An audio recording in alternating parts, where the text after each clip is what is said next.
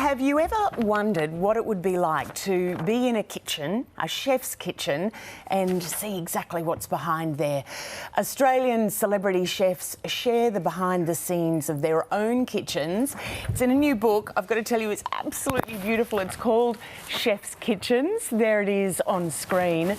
I mean, look, it'd look great on the coffee table, but you'd just want to have your paws all over it, wouldn't you? Pretty much. Well, we are joined by architecture and design writer Stephen Crafti and photographer Catherine Sutherland in the studio. Thank you so much for coming in, and congratulations. Absolutely gorgeous. You would have had quite a choice of kitchens, no doubt, to choose from, I suspect. Well, we did, but you know, we were quite specific about what we were looking for. Okay. And what was that? Yeah. Well, we were looking for things that showed people exactly, you know, what a kitchen could be. And really, I always think a book starts with an idea, and the idea was a kitchen that I saw in by Tony Nicolini, who, and it was just a very different kitchen from what I thought a kitchen would look like. You know, three different benches, for instance, one with a cocktail counter or bench. I thought, this is really unusual. So that was the idea. And then I thought, no, I'm looking for interesting kitchens. And I thought, you know, there are a lot of food books on kitchens, you know, food books out there, but kitchen, architecture, design, food, I just thought it came together. And I wouldn't have done the book without Catherine, because she was the one that was, she's a foodie. She's a real foodie. Tell us a little bit about how you approached the job. It was quite organic. We pretty much left the spaces as we found them. There was conversation that ebbed and flowed around me looking for angles, and Stephen's introduction of ideas and things that came up as we were going. But we pretty much took the spaces as we found them. And it's not just about kitchens, really, is it? Because a lot of these cooks and chefs have gardens, and well, and I guess where do you stop? So, you know, it starts with the kitchen, but then, you know, the dining areas where they entertain, and then now, particularly in, you know, warmer clubs, you know, they have the outdoor terrace, the garden. So it's kind of a holistic approach rather than just a kitchen. Matt Preston writes the foreword for it, and I loved how he reflected on how kitchens have become the hubs of homes, that it might have been the kind of indoor movie personal theatre back in the day, but now everyone's streaming on their own devices, so you don't need that. And kitchens are where everyone gathers. Do you both have your own sense of a kitchen being the hub of your home? Stephen, well, that's interesting, because my house has been featured extensively in magazines, and it's a non-kitchen. A non-kitchen. A non-kitchen. So the architect was Robert Simeone, who's an award-winning architect, and we don't cook. So we actually have a non-kitchen. It's more a gallery. So I'm not a foodie. So it's kind of ironic that I've done this book. It really is. Because if you looked at our kitchen, you'd say, where's the kitchen flue? Wow. There isn't one. It's a gallery. So I'm not a foodie, but Catherine is. What about you, There was Catherine? a lot of banter. It was actually quite a funny three-way when we'd come into these places, because Stephen had a lot of naivety. And I'm not a cook. do remember when he first You've got to discovered... toast it, right?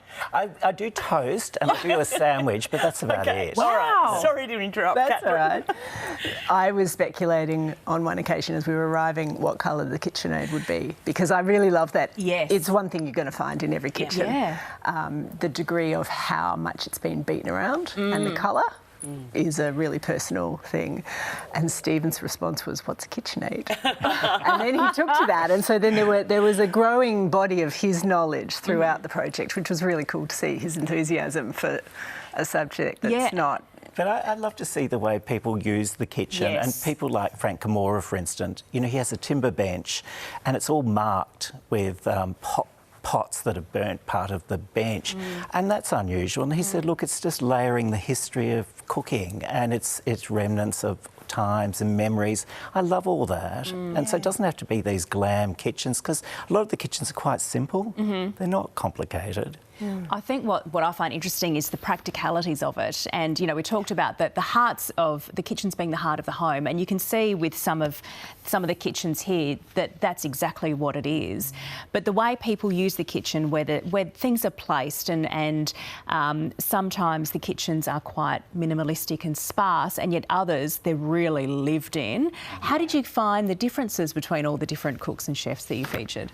Look, I think it was quite varied. I mean, look, they're all quite different. I mean, you know, I like things to be as they are, so I don't like things overly styled. And as Catherine said, it's We about... left things intact. We left things. The things that were stuck on the fridge because people have children, And the that photos. stayed, Yeah. all of that sort of stuff. And it was a really lovely insight. I've worked with chefs in restaurants, but it was beautiful to get into their home and into that slightly more personal Was there space. anything that surprised you that you weren't anticipating when you walked into someone's kitchen?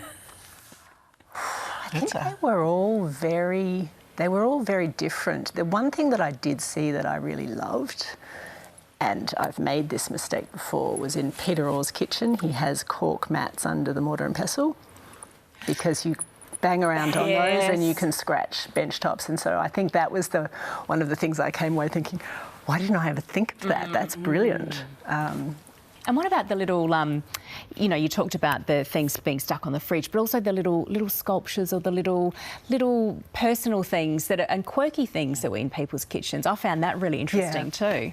And the way things can gather, something gets pushed into a corner and then something comes alongside of it.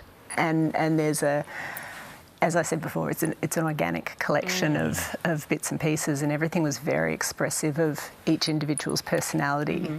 Some were spare and some were... And just, we were remarking before the program as well that a lot of people are doing it tough, and this is a dream for most people. Why do you think books like this end up being so popular? Well, I think it was Catherine's idea, I think. She said, oh, we have to include recipes.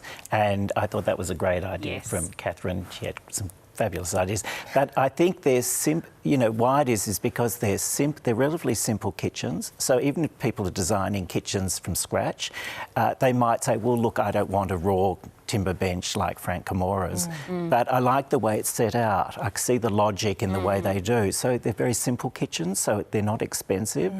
A few of them have got butler's pantries, you know, large butler's pantries, which seems to be a bit odd, sometimes a bit odd. Like when you say, where do they prepare things? Do they work in this tiny little closet at the back, and then this grand kitchen doesn't get used. So they're very simple kitchens, and the recipes that are in the book are very easy to prepare. Oh, look, I can't say because I can only do toast. Take your word for it, maybe. I can't do anything. But Catherine tested really, all the really recipes. Well, they looked amazing. And Stephen, I love your honesty about all of that. The book is beautiful. Stephen and Catherine, thank you so much for coming in. Thank you very much. Thanks so much for having us. It's a gorgeous book.